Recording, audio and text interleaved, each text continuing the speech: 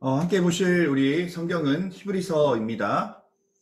히브리서는 위치상 공동서신, 일반서신이라고 불리는 위치에 포함되어 있는 성경입니다. 우리가 사복음서가 신약 성경의 처음이죠. 그 다음에 사도행전이 역사서가 바로 그 뒤를 따릅니다. 그리고 그 이후로 로마서와 고린도전서, 후서를 비롯하여서 쭉 어제까지 했던 이 빌레몬서까지를 우리가 사도 바울이 기록하였기 때문에 사도 바울, 그래서 바울 서신이다라고 우리가 흔히 얘기를 합니다. 자, 히브리서부터는 히브리서와 야고보서와 베드로 전서와 베드로 후서, 또 요한 1서, 요한 2서, 요한 3서, 또 유다서, 여기까지를 우리가 공동서신 혹은 일반서신이라고 분류를 하는데요. 일반서신의 첫 번째의 이 위치가 바로 히브리서의 위치로 되어 있다라는 것을 여러분들 기억하시면 됩니다. 자, 이 공동서신이라는 어떤 의미일까? 성도들이 이 시간이 지나면 지날수록 이 교회에 대한 핍박과 환란이 심해져요.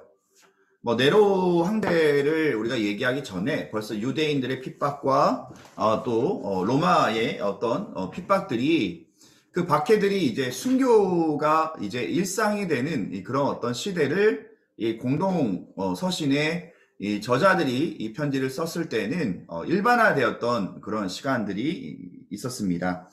그래서 성도들을 향한 핍박과 박해가 점점 강해지고 또한 거짓 교사들이 교회에 들어와서 연약한 성도들을 혼란하게 만드는 일까지 벌어지는 그런 순간에 이 사도들이 성도들을 위로하고 격려하고 용기 있게 신앙을 지키도록 가르쳐야 되는 사명이 이들 가운데 생겨나게 되었고, 그때 이 사도들이 혼신의 노력과 수고에 땀이 들어가 있는 서신서가 바로 우리가 얘기했던 공동서신, 그리고 오늘 히브리서다라는 것을 볼 수가 있습니다. 자, 오늘 히브리서의 내용을 우리가 보면서 말씀을 정리하도록 하겠습니다. 자, 히브리서는 우리가 13장으로 되어 있는데요. 11장을 믿음장이다라고 얘기를 해요. 그래서 우리가 11장에 나와 있는 내용들을 참 많이 알죠.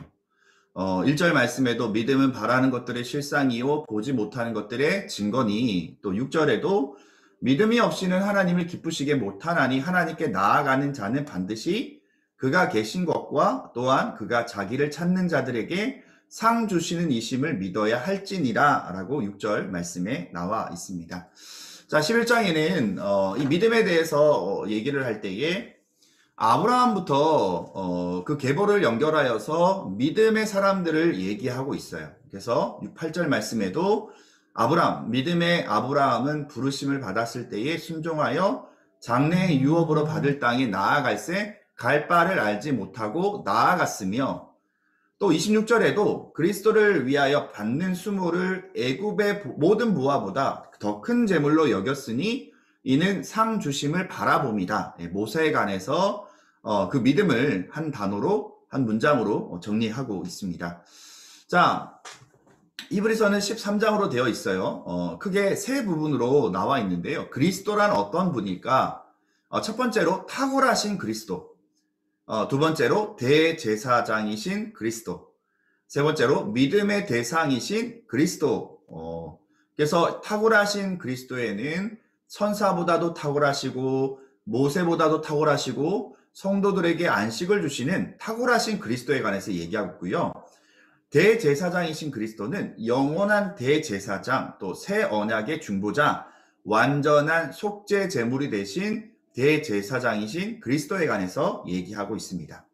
자, 그래서 그리스도는 우리의 믿음의 대상이 된다는 것을 우리에게 얘기하고 있고요. 믿음의 능력과 그리스도를 바라볼 것과 믿음의 대상 되신 그리스도를 우리가 생각하여서 서로 사랑하는 것, 그것이 새 계명처럼 서로 사랑할 것을 우리에게 요약 정리하여서 히브리서는 우리에게 얘기하고 있다는 것을 기억하면서 우리 각 장의 내용을 한번 살펴보도록 하겠습니다. 자, 히브리서 1장의 말씀 보면 예수 그리스도를 통하여서 말씀하시고 아들을 이 땅 가운데 보내주신 그 놀라운 진리를 1장을 통하여서 얘기하고 있습니다. 자, 2장은 구원의 문제는 우리에게 대단히 중요한 문제이고, 그리고 주님께서 우리에게 큰 구원을 허락하여 주셔서 그 주님이 인간이 되셔서 우리의 속죄물이 되시는 구원의 창시자가 되셨음을 이 장을 통하여서 얘기하고 있습니다. 자, 3장은 자연스럽게 예수를 생각할 것, 그리고 모세보다 위대하신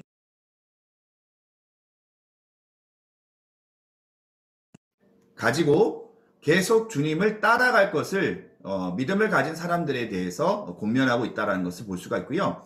4장에는 하나님이 주신 안식이 우리에게 있고 안식에 들어갈 것을 힘쓰고 우리의 대제사장이신 예수께 나아가는 것, 그것이 말씀을 듣고 하나님 앞에 우리의 삶을 드리는 것이 예수님께 나아가는 삶이다라고 얘기하고 있습니다.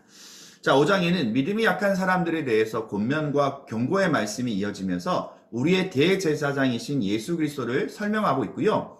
6장에는 하나님의 능력을 맛보고 배교하면 다시 회개할 수 없어요. 그래서 믿음의 약속을 믿고 부지런히 살아가고 하나님의 변하지 않는 그 신실한 약속을 믿음으로 지킬 것을 우리에게 권면하고 있습니다. 자, 7장에는 멜기세덱에 대해서 얘기를 해요. 창세기에 아브라함에 나와 있는 이 멜기세덱에 대해서 얘기를 하면서 예수 그리스도는 멜기세덱의 반차를 따른 제사장, 영원한 제사장이 될 것을 우리에게 7장 말씀을 통하여서 얘기하고 계시고요. 8장도 예수님이 우리의 대제사장이 되셔서 새 언약, 바로 옛 언약은 사라지고 모세를 통해 주신 옛 언약은 사라지고 그 언약을 완성하신 바로 새 언약의 대제사장 되시는 예수님에 관한 이야기를 얘기하고 있습니다. 자, 9장의 옛 언약의 예배가 인간이 만든 성소가 중심에 있었다면 이제 새 언약으로 오신 중보자이신 분은 예수 그리스도시고 죽으심으로 우리의 죄가 속죄가 되고 깨끗하게 하게 하신 그 예수님에 관한 이야기를 얘기하고 있습니다. 자, 10장에는 율법이나 제사로는 죄를 깨끗하게 할 수 없어요. 단번에 속죄 제물이 대신 어린 양 대신 예수 그리스도로 말미암아 우리가 죄 용서함을 받았다라는 것을 얘기하고 소망을 갖고 하나님을 신뢰하며 살아갈 것을 우리에게 얘기하고 있습니다. 자, 11장은 믿음의 정의에 대해서 얘기를 해요.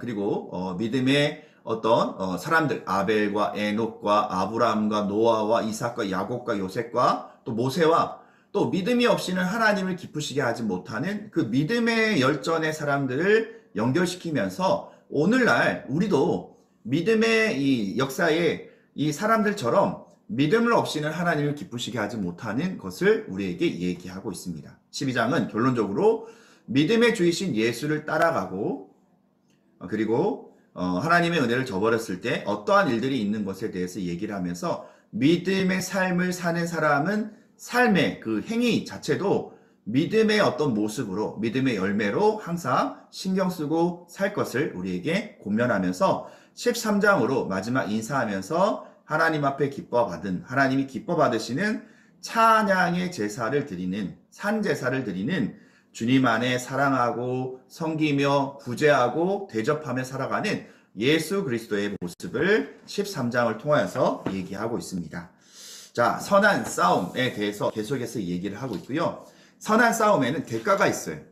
때로는 믿음으로 핍박당할 수도 있고 때로는 믿음으로 환난을 당할 수도 있고 때로는 믿음의 어떤 도전을 우리가 당할 수도 있지만 믿음을 이 선한 싸움을 우리의 삶을 통하여서 증명하는 것이 히브리서 저자인 바울로 추정되지만 히브리서의 저자인 바로 히브리서의 말씀은 오늘날 우리에게 선한 믿음의 싸움을 살 것을 계속해서 권면하고 응원하고 있다는 것을 오늘 우리의 마음 가운데 기억하길 바랍니다.